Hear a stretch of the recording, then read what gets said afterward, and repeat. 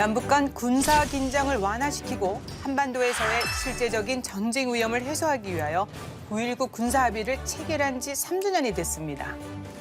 2018년 9월 19일 평양 공동선언의 부속 합의서로 9.19 군사 합의를 체결하던 순간, 역사적인 순간이었죠. 합의도 중요하지만 이행이 중요합니다. 제대로 이행돼야 서로 간의 신뢰도 쌓이는 거 아니겠습니까?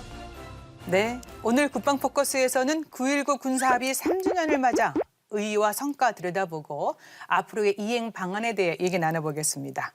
국방에 대한 모든 것, 국방 포커스!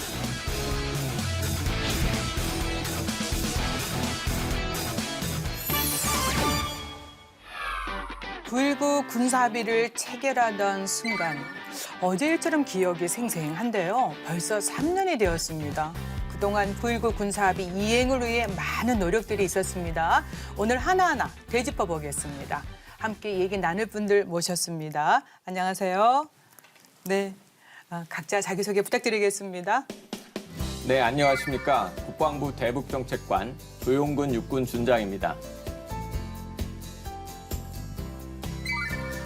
예, 안녕하세요. 통일연구원의 홍민입니다. 안녕하세요. 육군사관학교 나종남 교수입니다. 2018년 9월 평양에서 남북 정상회담을 통해서요. 9.19 남북 군사합의서가 채택이 됐습니다. 포괄적인 군사합의서로 알려져 있는데 이게 이제 판문점 선언의 이행이 하나의 한 부분입니다. 포괄적인 9.19 군사합의서 의의에 대해서 국장님 좀 설명해 주시겠습니까? 네, 그 9.19 군사 합의서는 2018년 9월 19일 체결 이후에 남북한이 나름대로 9.19 군사 합의를 제대로 이행함으로써 3년 동안 남북한의 심각한 군사력 충돌이 단 한 건도 발생하지 않았다는 데 가장 큰 의의가 있다고 생각됩니다. 네. 9.19 군사 합의 이전에는 남북 군사 당국 간에 총 12건의 군사 합의서를 맺었었습니다. 네. 그럼에도 불구하고 이 12건의 합의서가 사실은 제대로 이행되지 못한 면이 있었는데 이번에 9.19 군사 합의서는 이러한 선언적 의미에 그치지 않고 네. 실제 이행이 잘 되어감으로써 접경 지역에서의 군사적 긴장 완화가 실효적으로 이행되고 있다는 점에서 가장 큰 의의가 있다고 생각을 합니다. 또한 이러한 군사적 긴장 완화는 사실 비무장지대로까지 확대가 돼서 아시다시피 약 2년 반 동안 화살머리 고지에서 유해 발굴이 진행이 됐고 또 9월부터는 백마고지 유해 발굴도 좀 진행하고 있습니다. 네. 이렇듯 접경 지역에서의 군사적 긴장 완화가 비무장지대의 유해 발굴, 즉 인도적 사안까지 이렇게 확대되는 측면에서 굉장히 실효적으로 기여하고 있다고 생각합니다. 그 정전협정이 6.25 전쟁을 중지를 시켰다면 9.19 군사합의는 이제 남북 간의 그 사실상 불가침 합의서로서 군사적 긴장 완화에 실질적으로 기여하고 있다고 생각합니다. 네. 그러니까 선언에만 그치지 않고 실질적으로 조치를 보여주겠다. 뭐 강한 의지가 보이는데 9.19 군사합의를 일컬어 가장 실효적이고 획기적인 군사 분야 합의서다라고 얘기하는데 이게 맞습니까? 예, 그렇게 볼 수 있습니다. 일단 그 형식의 측면 또 내용의 측면 뭐 다 같이 봐야 되는데 네. 이제 형식의 측면에서 얼마나 실행력을 담보해낼 수 있을 만한 형식을 갖고 있느냐. 우리 이제 화면에서 우리가 그 당시에 이제 장면을 기억해 보면은 그 양 정상이죠. 남북 양 정상이 보는 앞에서 네. 양쪽의 남북 국방장관이 각각 서명을 하는 그죠. 그리고 이제 그것을 교환하는 그 장면이 연출이 됐는데요. 지도자 앞에서 그 서명을 했다라는 거는 우리에게는 뭐 상당 부분 좀 익숙할 수도 있고 뭐 당연한 것을 보일 수 있지만 북한 사회에서는 그렇지 않습니다. 네. 지도자가 의지가 반영됐고 지도자가 직접 서명한 효과를 갖기 때문에 사실상 북한 체제의 특성상 굉장한 실행력을 담보할 수 있다. 그러니까 소위 지도자가 결정한 내용, 서명한 내용을 번복하기 매우 어렵다라는 네. 것. 그것이 이제 굉장히 실행력을 담보하는 형식적인 측면이고 또 하나 두 번째는 이 군사합의를 채택하는 그 소위 체결하는 과정까지 굉장히 많은 협의가 있었습니다. 그러니까 단순히 뭐 한두 번 만나서 되는 것이 아니라 굉장히 오랜 동안 남북 간의 군사 당국자들이 만나서 협의를 했고 또 그 과정에서 우리는 유엔 사령부하고 한미연합 사령부하고 긴밀하게 또 협의를 했습니다. 네. 어떻게 보면 남북이 합의한 것처럼 보이지만 여기에는 유엔사라는 주체 그리고 한미연합사라는 우리의 한미 동맹의 주체와 같이 다 협의된 어떤 내용이라는 측면에서 상당한 구속력을 갖게 된다라는 측면이 있습니다. 그리고 이제 내용적인 측면인데요. 지금까지 군사와 관련된 회담들은 여러 번 있었고 합의도 있긴 있었습니다. 그러나 아주 구체적으로 정말 우리가 항상 그 위협감을 느끼는 부분들, 서해라든가 또는 휴전선 일대에서 늘 충돌 가능성이 있었던 부분들, 이건 국민이 굉장히 불안해했던 네. 부분인데 아주 실질적인 위협을 감소시키는 부분에서 남북한이 실질적인 구체적 내용들을 합의한 겁니다. 그 내용들을 나중에 뭐 소개를 시켜드리겠지만 지상, 공중, 해상에서 지금까지 굉장히 일촉즉발의 어떤 그런 상황들이 많이 벌쳐졌었는데 그런 것들을 하나하나 대처하기 위한 양측의 아주 구체적 매뉴얼들이 나왔다는 거. 이거는 아주 획기적이고 네. 기존에 없었던 그런 내용이라고 볼 수 있겠습니다. 1953년 7월 정전협정 이후로 여러 차례 이 합의가 있었던 걸로 아는데요. 나 교수님, 9.19 군사 합의가 이전의 그 합의들과 비교할 때 어떤 점을 좀 주목을 해야 되는지 알려주십시오.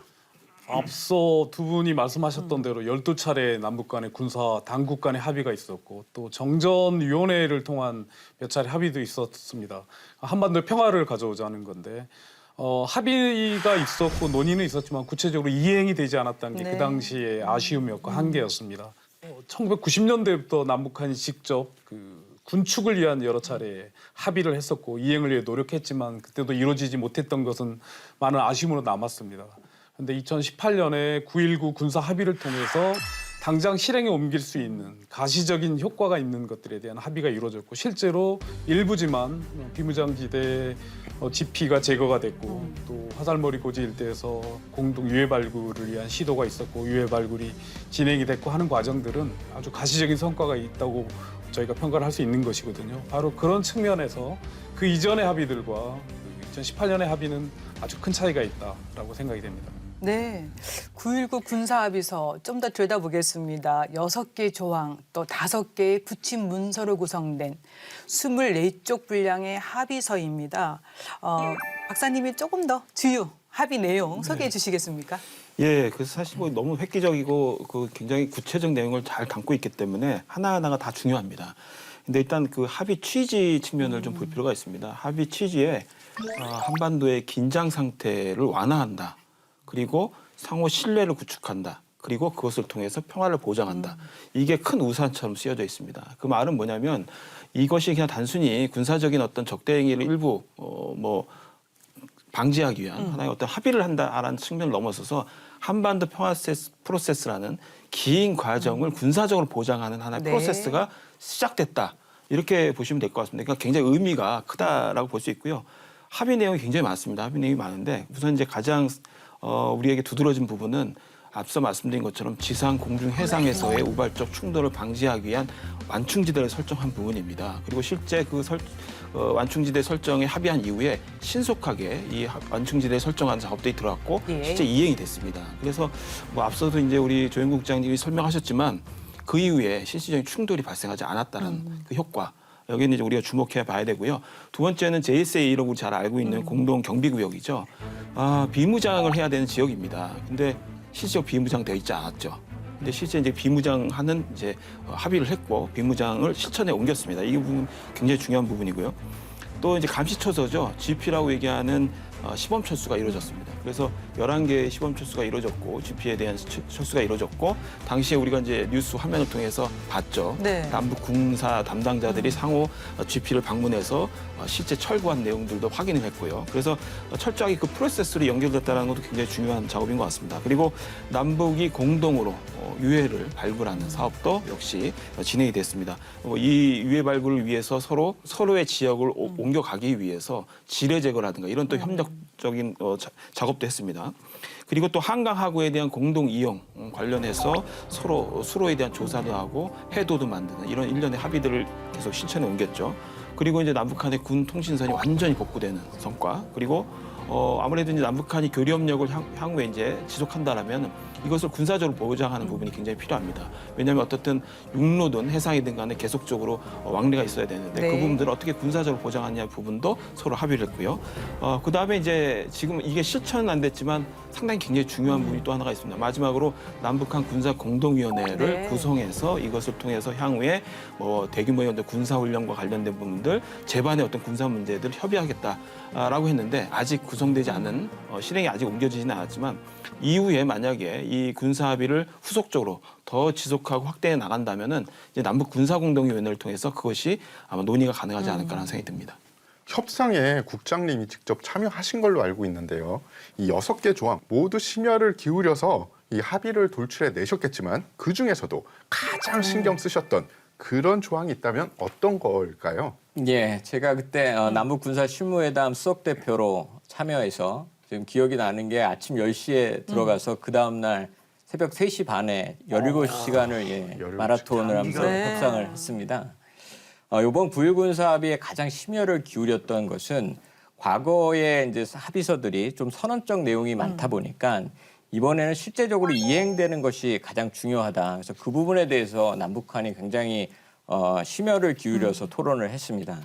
결론적으로 보면 우선 우리가 항상 그 분쟁이 발생했던 곳이 지상, 해상, 그 공중의 접경 지역이었기 때문에 어떻게 하면 접경 지역에서 상호 적대행위 중지 조치를 할 것인가 이 부분에 대해서 가장 심혈을 많이 기울여서 사실 지상, 해상, 공중의 완충구역을 합의했던 부분이 굉장히 저희가 많은 애를 썼고 그래서 그것이 합의가 됐고 예. 실제 현재까지 이행됨으로써 남북 간의 군사적 충돌이 없다고 이렇게 생각을 합니다. 또한 가장 중요했던 것이 사실 합의를 해놓고 이행이 되지 않으면 안 되기 때문에 저희가 검증 절차를 합의를 했습니다. 솔직히 기억을 해보시면 2018년도에 지금 홍민 박사님 말씀하셨지만 저희가 군사분계선을 넘어서 북한군 지피에 가서 그 철거됐던 모습들을 일일이 저희가 전부 확인을 했고 네. 그다음에 JSA 지역도 남북한군이 전부 초소를 확인을 하고 자물쇠를 채우고 거의 전부 서명까지 할 정도로 굉장히 아주 세심한 검증 절차를 이렇게 만들었습니다. 사실은 말보다는 행동이 중요하고 이런 네. 행동들이 이어져서 이제 실천해서 신뢰가 쌓여 나갈 수 있다는 그런 점에서 굉장히 노력을 많이 했고 결론적으로 보면 9.1 군사합의는 무엇을 어떻게 구체적으로 이행할 것인가 이 부분에 대해서 저희가 많은 노력을 했다는 말씀을 드리겠습니다. 네, 이제 9.19 군사합의의 어떤 핵심 내용을 살펴보니까 가장 지금 많이 나온 내용이 지상, 해상, 공중에서 모든 공간에서 남북의 군사적 긴장 완화 그리고 충돌의 근원이 된 모든 거를 좀 적대 행위를 중재시키자. 일체 이제 중재 얘기를 전면 중지하자 이런 내용인데 이제 거의 많은 국민들이 이건 잘 인식하고 있습니다. 그렇다면 3년이 된 오늘 이 시점에서 이 부분을 우리는 어떤 의미로 또 이렇게 받아들여야 될까요? 네. 일단 이 사실 이렇게 아주 세부적인 군사 기술적인 측면들은 이제 어떻게 보면 군의 현장에 계신 분들이 더 직접적으로 더 많이 느끼실 것 같은데 우리 국민들이 느낄 수 있는 부분은 과거를 한번 생각해 보시면 알겠지만 연평해전. 그래서 서해에서 사실상 남북한의 군이 충돌하는 일들이 굉장히 있었고 대청해전도 있었고 연평도 포격도 있었고 상당히 굉장히 우발적 사건들 또는 기획된 사건들이 하여튼 있었습니다. 예. 그래서 굉장히 위기가 조성됐고 국민들이 불안해하는 상황들이 많았는데 한번 거슬러 가서 한번 생각해 보시면 지난 3년 동안 과연 그런 일이 있었는가를 한번 생각해 보시면 됩니다. 그러니까 우리 국민들이 과연 이제 지상, 공중, 해상에서 뭔가 북한 때문에 굉장히 우리 경제적으로 위협을 느낄 만큼 이런 행동들이 느껴진다. 사실상 그걸 잘 느끼지 못하고 있는데요. 네. 이게 약간 역설적이게도 어떤 느낌이냐면 아무런 위험이 느껴지지 않는 아주 일상화된 이 평온 이 자체가 어떤 보면 굉장히 네. 이 효과라는 거죠. 굉장히 큰 효과라고 볼 수 있는데 우선 이제 자세히 살펴보면 지상에서 이제 우리 보통 MDA라고 해서 군사 분계선이 있고 양쪽으로 북방한계에서 남방에서 2km씩 이 4km 지대 내에서는 사실상 포병 사격 훈련 또 연대급 이상의 야외 기동 훈련 같은 것을 하지 않기로 했습니다. 예. 실질적으로 잘 지켜줬고요. 그래서 이 훈련들이 만약에 예전처럼 있었다면은 상대의 훈련 때문에 상당히 민감해하고 그것 때문에 우발적 충돌 가능성이 네. 상당히 높은데 이것이 상당 부분 제거가 됐다라는 것이죠. 그리고 해상도 역시 마찬가지입니다. 동서의 NNL이라고 보통 상당히 우리가 항상 문제적 영역으로 봤던 이 지역에서 완충 지역을 설정을 했습니다. 그렇기 때문에 이 지역에서는 어떻든 해상 기동 훈련도 하지 않고요. 또 포문과 포구를 다 폐쇄 조치를 하죠. 그래서 상대가 포문을 열어놓고 있으면 상당히 그 불안감 네. 때문에 상당히 이제 위협감을 느끼는데 이런 부분도 상당 부분 이제 완화가 된 것입니다. 그리고 공중에서도 마찬가지입니다. 비행 금지 구역을 설정해서 서로 오인 사격이라든가 불미스러운 일이 발생하지 않도록 공중 역시도 상당 부분 차단 효과를 가져왔습니다. 그래서 이게 아마 다른 것들도 마찬가지지만 이 군사합의 전체가 군비 통제의 국제적 사례에서 상당히 중요한 어떤 전범이 될 가능성이 높은데 그 중에서 특히 이렇게 실질적으로 지상, 공중, 해상에서 이런 지역을 설정해서 이게 3년간의 어떤 아주 구체적 성과로 나타났다는 것은 군비 통제에서는 굉장히 중요한 아마 이정표가 될 것으로 보입니다. 네. 사실상 군사적 긴장이 고조되다 보면 가장 위험한 것 중에 하나가 우발적으로 벌어지는 이 사소한 충돌이 전쟁으로 이 불이 붙는 그런 일이 아닐까 싶습니다. 심지어 같은 체제를 가지고 있었던 중국과 소련도 그런 식으로 해가지고 전쟁을 벌인 적이 있거든요. 나 교수님, 이런 점에서 이 조항 의미가 있지 않습니까? 네, 아주 중요한 의미가 있다고 생각이 됩니다. 그 군사 분계선이 정전 협정의 결과물인데 군사 분계선에서는 긴장감이 아주 고조된 그런 곳이고 첨예하게 많은 무장 병력들이 24시간 서로 감시 경계하면서 대립하는 그런 곳이었습니다. 이곳에서는 자칫 잘못하면 아주 작은 실수들이 큰 교전 혹은 더 나아가서는 전면전으로까지 발생할 수 있는 아주 위험한 곳이기도 하죠. 네. 그런데 이번에 9.19 군사 합의를 통해서 이 지역에서의 어떤 이런 긴장감을 해소할 수 있는 일부의 해법이 제시됐다는 게 아주 중요하다고 생각이 됩니다. 그러면 지금 우리가 이행 얘기를 많이 하고 있는데 실질적으로 어떻게 이게 추진되어 왔고요, 국장님. 그리고 그로 인해서 우리가 성과도 한번 되짚어 봐야 되지 않겠습니까? 네, 그렇습니다. 지금 사실 두 박사님께서 네. 다 말씀을 이렇게 해주셨는데요. 좀 더 이제 구체적으로 저희가 이제 데이터를 좀 제시해 드리면요. 과거에는 이제 DMZ에서 지상에서는 약 100여 회의 북한에 의한 총포격 도발이 있었습니다. 예. 그럼 서해에서는 뭐 다 아시다시피 1, 2차 연평해전, 천안함 피격 사건, 연평도 포격 도발 등 대부분의 또 굉장히 그 북한의 도발이 셌던 곳이 또 서해였습니다. 그 다음에 그 공중에서는 그 북한의 무인기가 10여 차례 저희 그 영공을 침범해서 또 몇 개의 무인기는 또 이제 떨어져서 저희가 발견한 적도 있었습니다. 예. 그런데 이제 가장 큰 성과는 말씀하신 드린 대로 9.1군사 합의 이후에 상호 적대행위 중지 조치를 남북한이 나름대로 잘 지킴으로써 단 한 건의 군사적 충돌이 없다는 것이 사실 가장 큰 성과라고 생각을 하고 있습니다. 비록 작년에 북한군에 의한 우리 측 GP에 대한 총격 도발이 있었지만 그 역시 9.1군사 합의에 의해서 무력 충돌로 이렇게 이어지지는 않았습니다. 네. 이러한 것들이 사실 굉장한 성과라고 생각하고 서해에서도 사실은 그 3년 동안 그 북방 한계선의 대부분이 이제 북한군 경비 함정이 넘어와서 문제가 많이 됐었는데 북한군 경비 함정이 NLL을 넘어온 적이 한 번도 없었고 네. 그다음에 무인기 역시 우리의 영공을 침범한 적이 없었습니다. 이렇듯 그 군사적 긴장 완화가 실질적으로 과거와 비교해 보면 예. 지금 사실상 그 접경 지역에서는 거의 군사적 긴장 완화가 확실히 지금 이루어졌다 이렇게 말씀드리겠습니다. 네, 정말 가시적인 성과를 달성되고 있는 거예요. 지금 뭐 얘기만 들었으면 거의 뭐 평화적이에요 지금. 네. 근데 이제 9.19 군사합의 이전과 이후 군사 분계선 일대에서 군사적 긴장 완화 지금 계속 완화됐다고 하는데 피부로 와닿을 정도로 좀 완화가 됐는지 이게 진짜 뭐가 이렇게 확 달라졌는지 이게 중요합니다. 얼마나 완화됐는지. 국장님. 네, 저도 이렇게 있는 그대로 해주셔야 됩니다. 네, 전방 GOP 부대에서 사실 네. 저도 대대장과 연대장을 이제 수행을 했었습니다. 그죠? 그래서 먼저 말씀을 드리고 싶은 것은 우리 그 전방 부대 지휘관들은 9.1군사 합의 이전과 이후에도 확고한 대비 태세를 완비하고 있다는 말씀을 드리고 일단. 사실 네. 그 확고한 그 군사 대비 태세 때문에 9.1군사 합의 이행도 가능하다는 말씀을 드리겠습니다. 9.1군사 합의 핵심은 먼저 지상, 해상, 공중에서 상호 무력 도발을 하지 말자는 게 핵심입니다. 그죠. 그래서 그 부분은 지금 안 하고 있는 부분이 맞고 거기서 더 나아가서 우발적으로 충돌할 수 있는 부분도 근원적으로 제거하자고 했던 부분입니다. 그것이 이제 GP를 이제 철거시켜야 된다는 것이고 그다음에 훈련도 일정 부분은 저희가 통제하자는 것이었습니다. 사실 그 부분들이 매우 충실히 이행되고 있다 이렇게 말씀을 드리겠습니다. 그렇기 때문에 더 나아가서는 과거에는 사실 비무장지대 내에서 막 400명이 들어가서 유해 발굴을 할 수 있다는 것은 상상도 할 수 그죠. 없었던 네. 일입니다. 맞아요. 그래서 이러한 군사적 긴장 완화가 뭐 지금 화살머리 고지, 백마고지에서 유해 발굴도 가능하게 했고 또 DMZ 평화의 길이라고 해서 네. 철거 지피의 비무장지대 내에 이제 국민들한테 개방해서 그 많은 이제 국민들께서 DMZ를 들어가셔서 실제 평화를 체험하실 수 있도록 이렇게 했던 것들이 실제 9.1 군사합의 이전과는 확연히 바뀐 것이라 이렇게 말씀드립니다. 많이 바뀌네.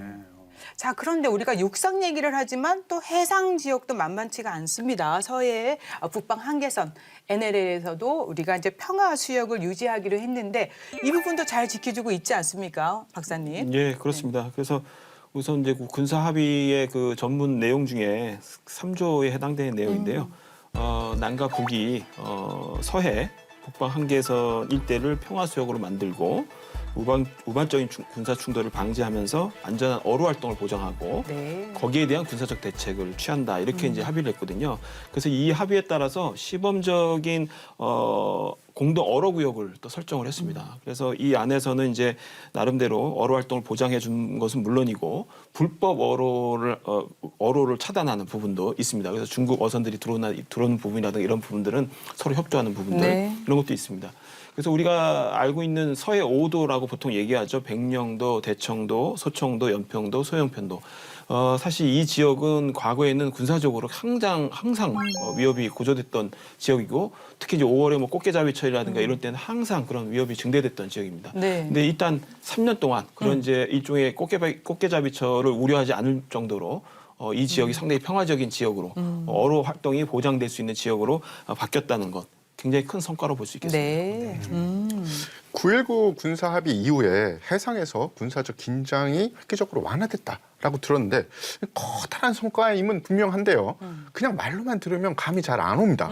그런데 국장님, 이 구체적인 수치로 알 수 있다고 하던데요. 예, 일단은 아까 말씀드렸듯이 그 NLL에 대해서 북한군의 경비 함정이 한 번도 침범하지 않고 3년 동안 서해에서 군사적 긴장이 발생하지 않는 것 자체가 굉장히 큰 성과라고 생각합니다. 이 사실은 그 서해 공동어로 구역이라든가 평화수역까지 가지 못한 점이 조금은 아쉽지만 서해에서 역시 군사적 긴장 완화가 서해 5도 어민들한테 좀 어획량을 좀 증가시키는 이러한 것으로 좀 긍정적인 효과를 보도록 저희가 노력을 해왔습니다. 예. 지금 서해에서 군사적 긴장이 완화됨에 따라서 2019년도에 서해 5도의 기존 어장을 그 여의도 면적의 84배에 달하는 추가 어장을 일단 확대해드렸고 네. 1964년에 야간 조업이 금지된 이래 조금 55년 만에 네. 좀 부족하지만 야간 조업도 1시간 연장시켜 드렸습니다. 또한 연평도 등대도 사실 북한의 침투 이런 것을 고려해서 1974년에 껐습니다. 이것도 45년 만에 재점화를 이렇게 점등을 시켜 드렸습니다. 예. 이렇게 서해에서 군사적 긴장 완화는 그 서해 5도 어업인들의 조업에 실질적으로 좀 기여하고 있습니다.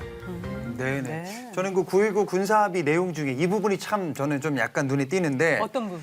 남과 북이 비무장지대를 평화지대로 만들어가기 위해 실질적인 군사적 대책을 강구하겠다 이 부분. 네. 얼마 전에 이제 그 제 지인 중에 DMZ 그 평화의 길 갔다 왔는데 평화에 대한 그 소중함을 다시 한번 느끼게 됐다라고 하더라고요.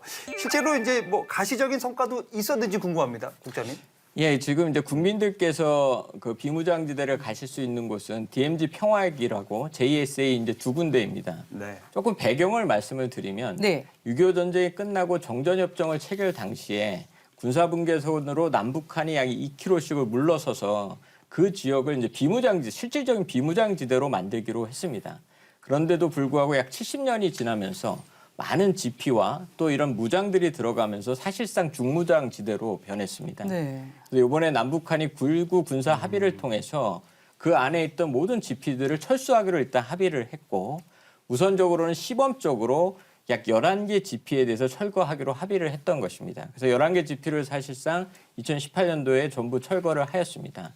이러한 차원에서 이제 이것을 이제 국민들에게 돌려드리겠다는 그러한 마음으로 DMZ 평화의 길은 철거 지피가 있는 파주하고 화살머리 고지 유해 발굴 지역인 철원, 그다음에 문화재로 이제 보존을 하고 있는 보존 지피가 있는 고성까지 3군데를 개방을 하였고 네. 현재까지 약 15,000명의 국민께서 방문을 하셨습니다. 그리고 JSA 지역도 정저협정 체결 당시는 아시다시피 거기서 회담을 했던 네. 장소였고 심지어 1976년에 도끼만행 사건 나기 전까지는 남북한이 굉장히 자유롭게 왕래를 했던 지역이기 때문에 이 역시 정전협정에 따라서 JSA도 자유왕래도 하고 공동근무하기로 합의를 했었던 사안입니다. 이렇게 해서 근데 거기서 더 나아가서 이제는 거기서 무장도 하지 말자. 그래서 권총까지 전부 다 제거하고 그다음에 그 35명의 비무장한 경비 인원들만 이렇게 서기로 했었습니다. 아직까지 남북 간의 자유왕래는 안 되고 있지만 현재 JSA를 가보시면 권총 한 자루도 없는 그런 비무장 경비 인원 35명씩이 서로 쓰고 있고 네. 국민들께서도 좀 더 편안하게 실제 그 장소가 많이 바뀌었다는 것을 느끼면서 방문하실 수 있는 그러한 장소로 바뀌었습니다. 네. 이렇게 이제 군사적 긴장 완화를 위한 여러 조치들이 실행이 됐고 또 잘 이행이 되고 있고 성과를 지금 설명 들었습니다. 그리고 우리가 이제 인도주의적 차원에서 DMZ 내 6.25 전사자 유해 발굴 사업 남북이 이제 공동으로 하기로 했지만 사실은 현재는 남쪽에서만 우리 측에서만 진행이 되고 있습니다. 몇 주 전이죠. 우리 국방포커스에서 화살머리 고지 유해 발굴 사업 잘 소개해드린 적이 있는데 이 부분의 성과에 대해서도 우리가 언급을 하지 않을 수가 없습니다. 국장님 맞죠? 네, 그렇습니다. 예, 우선적으로 남북 공동 유해 발굴까지 가지 못한 것이 사실상 매우 아쉽습니다. 네. 그래서 사실은 2019년 4월부터 올해 6월까지 약 2년 반 동안 우리 군이 화살머리 고지 우리 측 지역에서 유해 발굴을 이제 수행했습니다. 저희가 총 발굴한 유해 구수가 424구에 달하고 이 중에서 국군 전사자는 9분을 확인해서 조국의 품으로 이렇게 모실 수 있었습니다. 네. 이는 후방 지역에서 지금 하고 있는 비무장지대 밖에서 하는 그 유해 발굴하고 비교해 보면 네. 약 20배 많은 유해를 지금 비무장지대에서 발굴하고 있는 이런 성과가 있는 것이고 실제 그 당시에 사용하셨던 인식표라든가 방독면, 개인화기도 약 10만여 점의 유품을 저희가 발견했습니다. 비무장지대 내 지금 약 10,000여 명의 전사자가 있을 것으로 지금 추정하고 있고 네. 이에 따라서 9.1 군사 합의와 함께 비무장지대 내 유해 발굴은 계속해서 나갈 생각입니다. 네, 국장님 그리고 이제 화살머리 고지 유해 발굴 작전 성공적으로 마무리가 잘 됐고요. 이제 백마고지 지역의 유해 발굴이 이제 시작이 된 거죠? 예, 그렇습니다. 화살머리 고지 유해 발굴은 아주 완벽하게 잘 성공적으로 수행했습니다. 예. 백마고지 유해 발굴은 올해 9월 1일부터 본격 개시되었습니다. 9월 3일에 백마고지 인근에서 육군 참모총장 주관으로 백마고지 유해 발굴 개토식을 진행하였습니다. 예. 사실 이것을 위해서 전반기 때 4월부터 이미 백마고지 유해 발굴 준비를 위해서 이동로 정비도 했고 지뢰 제거까지 지금 완료한 상태입니다. 그래서 9월부터는 백마고지 유해 발굴을 집중할 예정입니다. 기회 되면 저 한번 방문해 보고 싶습니다. 화살머리 고지는 방문한 적이 있는데 좀 기회를 좀 만들어 주십시오. 꼭 교수님 네. 오실 수 있도록 하겠습니다. 얼마 전에 이제 백마고지 유해 발굴 작전 개토식이 있었습니다. 그 현장 함께 가보도록 하겠습니다. 알아두면 똑똑해지는 신기한 국방 지식, 그것이 알고 싶은 지식 포커스. 지난 9월 3일 남영신 육군참모총장의 주관으로 개최된 백마고지 전사자의 유해 발굴 개토식. 이날 현장에는 유해 발굴 TF장인 제5 보병사단장, 국방부 유해 발굴 감식단, 제작사 특수기동 지원여단 장병들, 그리고 6.25 전쟁 당시 백마고지 전투를 승리로 이끌었던 제9 보병사단 장병들이 선배 전우들의 귀환을 염원하고자 개토식 현장에 참석했는데요. 6.25 전쟁의 최대 격전지 중 한 곳인 이곳에선 당시에 무슨 일이 벌어졌기에 수많은 장병들이 끝내 집으로 돌아오지 못했던 걸까요?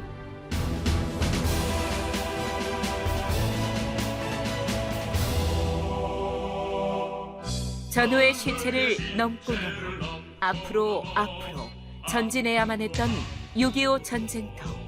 그중에서도 철원 평야와 서울을 지키기 위한 관문이었던 백마고지. 이곳은 군사적 요충지였는데요. 1952년 10월 6일 첫 전투를 시작으로 약 10일간 펼쳐진 전설의 고지전.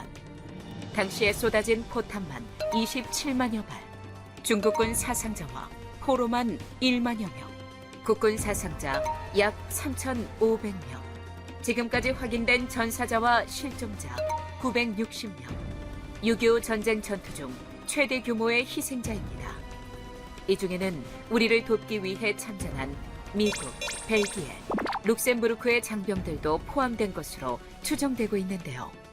1953년 7.27 정전협정으로 백마고지에서의 혈투는 멈췄지만 피로 대한민국을 지킨 이들은 아직도 조국으로 돌아오지 못했습니다. 그런데 2018년 9월 9.19 남북 군사합의에 따라 이듬해 4월부터 비무장지대 내에서 시작된 유해 발굴. 처음으로 발굴 작업이 진행된 곳은 철원의 또 다른 격전지인 화살머리고지 남측 지역인데요. 이곳에선 지난 2년 반 동안 3천여 점의 유해와 10만여 점의 유품이 발굴되면서 지난 6월 유해 발굴 작업이 종료됨에 따라 이제는 백마고지 유해 발굴이 시작됐는데요. 2021년 9월 3일 개최된 백마고지 유해 발굴 작전 개토식. 많이 늦었지만 70여 년이 훌쩍 지난 지금이라도 대한민국을 지킨 영웅들의 유해를 모시고자 합니다. 70여 년 전 이 땅에서 목숨 바쳐 조국을 지킨 자랑스러운 당신들을 절대로 잊지 않겠습니다. 백마고지 유해 발굴 작전 개토식을 보니까 마음이 정말 찡합니다. 네. 제구 보병사단 백마부대 이 후배들이 선배들의 격전지를 찾은 그런 현장인데요. 나 교수님, 당시 백마고지 전투 정말 치열하지 않았습니까? 네, 치열한 전투였습니다. 6.25 전쟁 중에 무명 395고지, 백마고지로 알려진 이 고지에서는 여러 차례 전투가 있었는데 그중에 두 번의 전투가 아주 치열했습니다.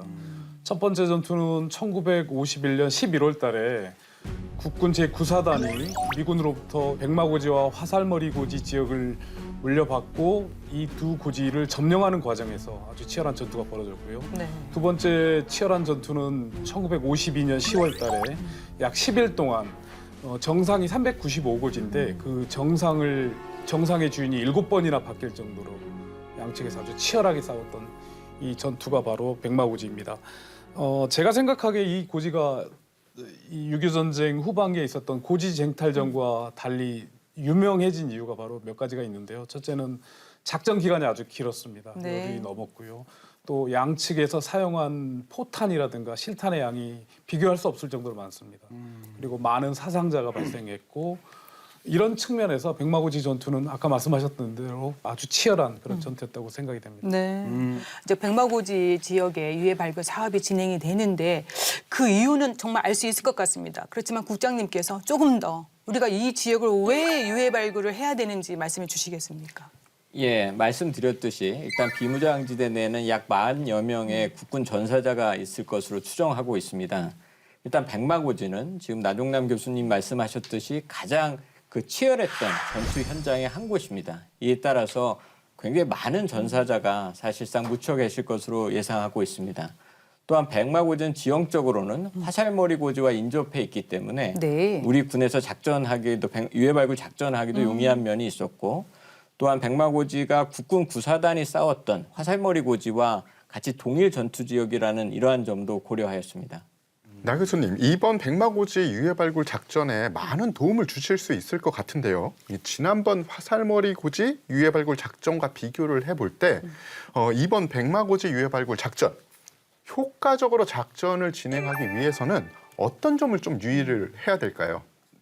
네, 화살머리 고지에서 유해 발굴 노하우를 이제 습득을 했으니까 백마고지에서 유해 발굴이 용이할 것이라고 생각이 되는데 용이하게 작전을 수행하기 위해서는 많은 연구 그리고 고민이 필요하다고 생각이 됩니다. 일단 두 지역은 작전 범위가 다르고 각각의 전투가 진행되었던 경과가 다릅니다. 네. 화살머리 고지는 백마고지에 비해서 지역이 좁습니다. 그리고 지형 자체가 좀 간단하게 되어 있습니다.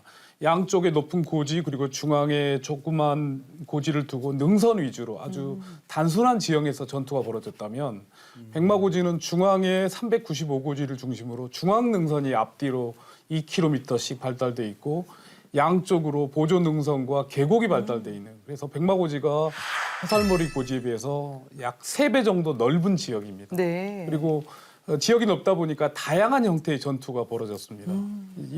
이제 그런 면에서 백마고지와 화살머리 고지에서의 유해 발굴은 좀 차이가 있을 것 같고요. 그리고 제가 가장 고민하는 부분은 바로 그런 것입니다. 화살머리 고지에서는 유해 발굴 작업의 모든 과정을 우리가 육안으로 관측이 가능한데 백마고지는 일부 계곡 지역에서는 아군의 육안이 안 보이는 곳이 있을 수 있고 네. 그곳은 북쪽에서만 보이는 곳도 일부 있을 겁니다. 그렇다면 그곳에서 작업을 하려면 충분한 안전 조치가 강구된 상태에서 그 유해 발굴이 이루어졌으면 하는 바람입니다. 네. 유해 발굴이 좀 많이 돼서 가족의 품에 좀 안겼으면 좋겠는데 네. 그 지난번에 말이죠. 그 화살머리 고지 유해 발굴 그 경험이 이번 그 백마고지 유해 발굴 작전에 좀 도움이 되지 않을까 싶은데 우리 국장님 어떻게 작전을 전개해 나갈 예정이십니까? 예, 일단 그렇습니다. 우리 군은 지금 화살머리 고지에서 2년 반 동안 유해 발굴 작전을 했기 때문에 상당한 노하우를 좀 축적한 상태입니다.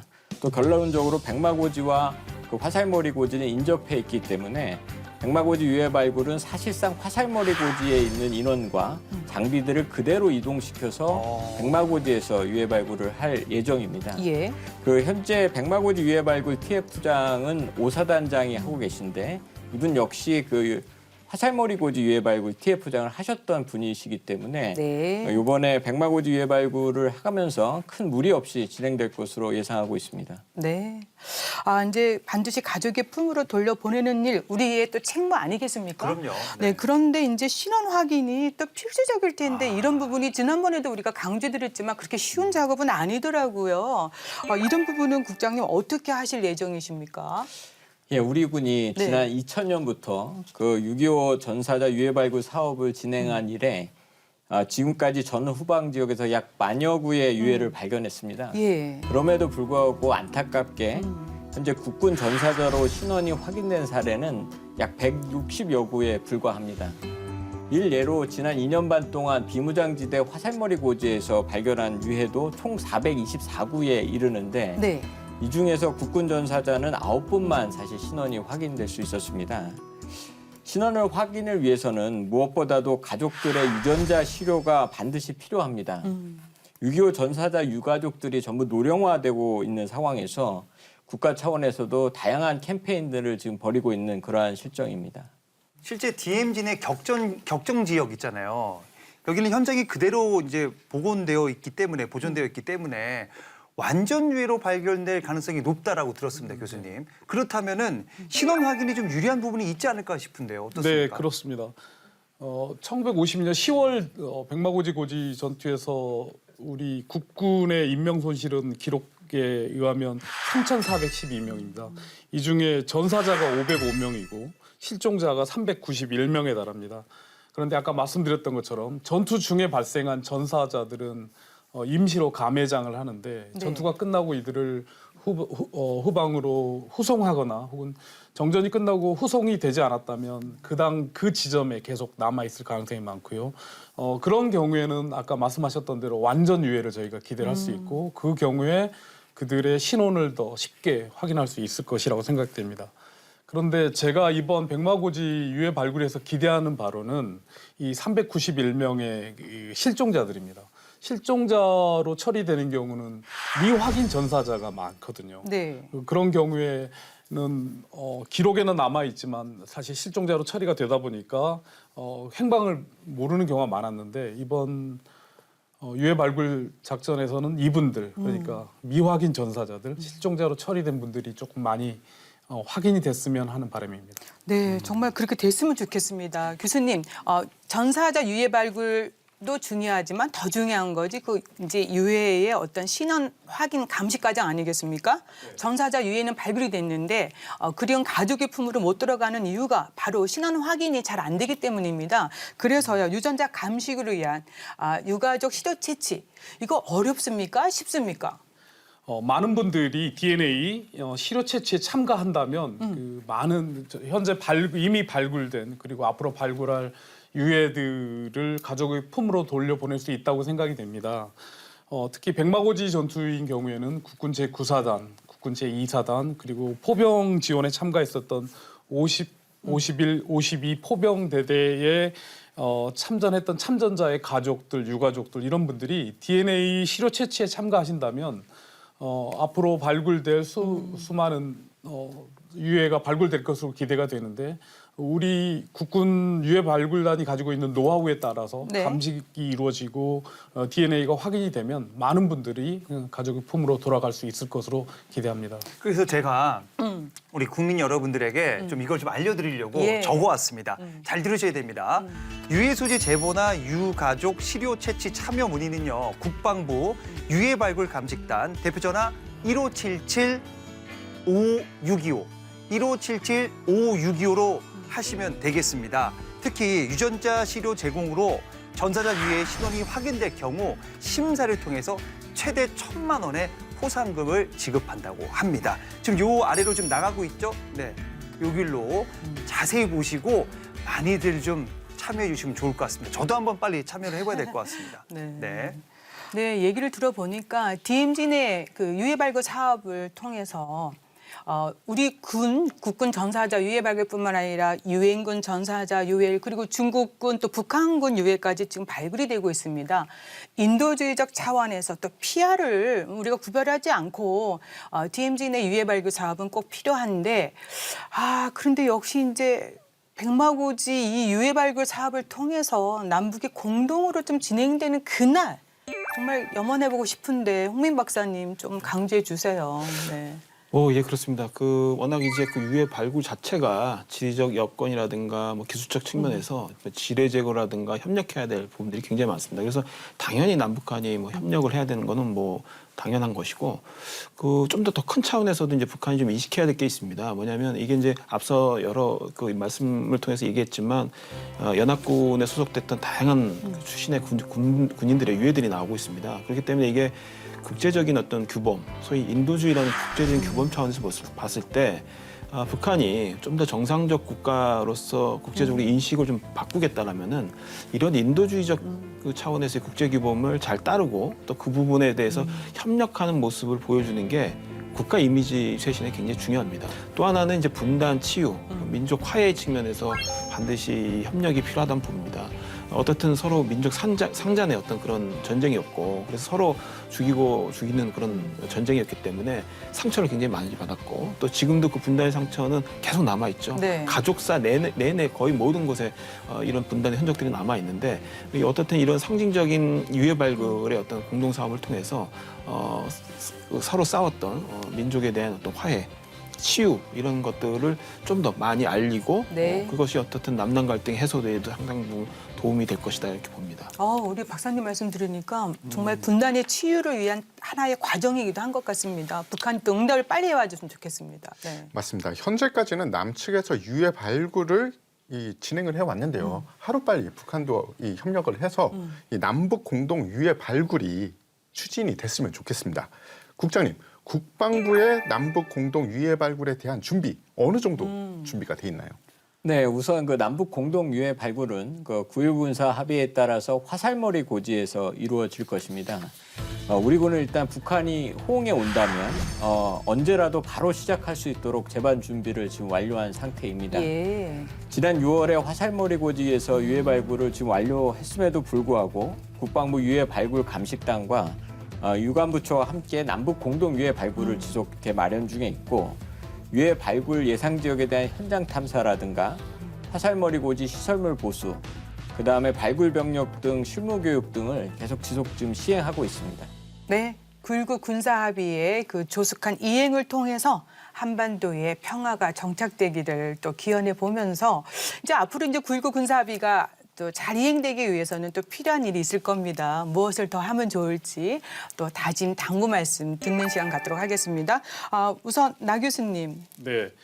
남북 사이에는 사실 해결해야 될 아주 많은 문제들이 현안들이 남아 있죠. 그런데 가장 먼저 해야 될 것은 할 수 있는 것, 손쉽게 할 수 있는 게 아닐까 생각이 됩니다. 앞서 나왔던 인도주의적 사안의 차원에서 시작된 비무장지대에 대한 공동 유해 발굴 사업이 바로 그것이라고 생각이 되는데요. 이 사안은 단순히 유해를 발굴하자는 것에서 끝나지는 않을 겁니다. 분명히 얼어붙었던 비무장지대를 지금 열었고, 그리고 이제 그것들이 점점 다른 사안으로 더 큰 파급 효과가 있을 것이라고 생각이 돼서요. 앞으로 유해 발굴 사업을 계기로 시작된 이런 공동의 논의들이 결국에는 이제 한반도 평화로까지 이어지기를 바라는 마음입니다. 자, 홍민 박사님도요. 네, 저는 아무래도 이제 제가 뭐 군 현장에 있는 사람은 아니기 때문에 좀 정치학적인 관점에서 좀 얘기를 드리자면은 우리의 좀 인식 패러다임을 좀 바꿀 필요는 있다고 봅니다. 그러니까 뭐냐면 기존에 이제 우리가 안보라고 보통 얘기를 하면은 군사적으로 서로 어떤 상대에 대해서 특정한 우위를 점하거나 좀 더 안전해지기 위한 측면에 군사적 측면에 좀 강조점을 많이 뒀죠. 물론 필요합니다. 우리의 어떤 굳건한 안보를 지키는 군사적인 측면은 굉장히 중요한데 우리가 안보에 대한 좀 패러다임을 좀 넓혀서 보는 부분은 뭐냐면 협력을 통해서도 안보가 증진될 수 있다라는 것입니다. 그러니까 어떻든 우리가 탱크를 하나 더 만들고 비행기를 하나 더 도입을 하고 만드는 것, 그래서 상대보다 군사적으로 우위를 갖추는 안보도 중요하지만 기본적으로 상대와 협력을 해서 그 협력 자체가 안보를 증진시키는 네. 효과를 갖는 것, 이런 패러다임 자체로 좀 안보에 대한 이제 이 좀 시각을 좀 바꾸는 부분이 좀 필요하고요. 또 하나는 우리가 이제 그 북한과 이런 군사 합의를 하고 이것을 이행하는 것 자체를 군비 통제라는 관점으로 이제 우리는 얘기를 하지만 너무 협소하게만 이해할 필요 없다고 봅니다. 그러니까 이거 쉽게 얘기하자면 군사 합의는 서로 안전해지기 위해서 하는 거거든요. 네. 상호 안전 보장을 해준다는 차원에서 군사적인 문제도 다루고 군사적인 문제도 거기에 들어가고 또 비군사적인 문제에서 협력도 역시 서로 안전해지기 위한 방법이죠. 그러니까 다양한 방법들이 그런 상호 안전 보장 안에 틀에 들어가고 그 속에서 좀 더 9.19 군사 합의가 군사 중심적인 그 아이템도 있지만 다양하게 협력할 수 있는 아이템까지 포괄하는 좀 더 상호 안전 보장이란 큰 틀 아래서 이제 접근하는 태도가 상당히 필요하다고 보고요. 저는 이제 실질적인 효과라는 측면에서 북한을 좀 더 유인하는 그런 협상 전략을 이제 짤 필요가 있지 않나라는 생각이 듭니다. 네, 지금 나동남 교수님도 좋은 말씀 해주셨고 또 홍빈 박사님도 어떤 새로운 전략도 제시해 주셨습니다. 국장님, 앞으로 추진 계획 등 포함해서 마무리 말씀 부탁드리겠습니다. 예, 지금은 이제 남북 관계나 북미 관계에 있어서 한반도 비핵화와 평화 정착을 진전시켜야 하는 아주 중요한 시기입니다. 9.19 군사 합의를 통해서 접경 지역에서의 군사적 긴장 완화의 진전을 일부 이루었지만 한반도 평화를 위해서는 아직 가야 할 길이 많이 남아 있다고 생각합니다.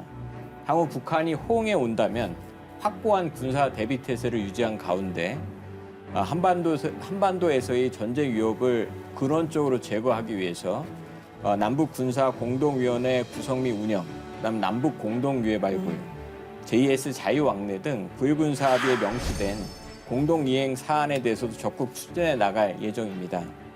우리 군은 정부의 한반도 평화 프로세스 노력을 9.19 군사 합의와 함께 강력한 군사력으로 뒷받침해 나갈 것입니다. 예, 남북 간 9.19 군사합의 체결 3주년을 맞아서 합의서와 또 의의, 또 이행의 앞으로의 과제에 대해서 꼼꼼히 살펴봤습니다. 한반도 평화정책에 기여해온 합의서인 만큼 미이행 과제들이 좀 조속히 실현되기를 또 염원해 보면서 세 분의 소중한 말씀 잘 들었습니다. 한반도에서 군사적 긴장 상태를 완화하고 신뢰를 구축하는 것이 평화를 보장하는 데 필수적이라는 공통된 인식으로 남북이 9.19 군사합의를 체결한 지 3년이 됐습니다. 합의 주체는 남북 모두인 만큼 일방의 노력이 아닌 상호 노력을 통해 한반도의 항구적 평화를 일궈나갈 수 있기를 바라는 마음 간절합니다. 우리 모두의 간절함을 담아서 다시 한번 또 말씀 잘 들었습니다. 고맙습니다. 국방에 대한 모든 것 국방 포커스 오늘은 여기까지입니다. 저희는 다음 시간에 다시 찾아뵙겠습니다. 감사합니다. 감사합니다. 감사합니다.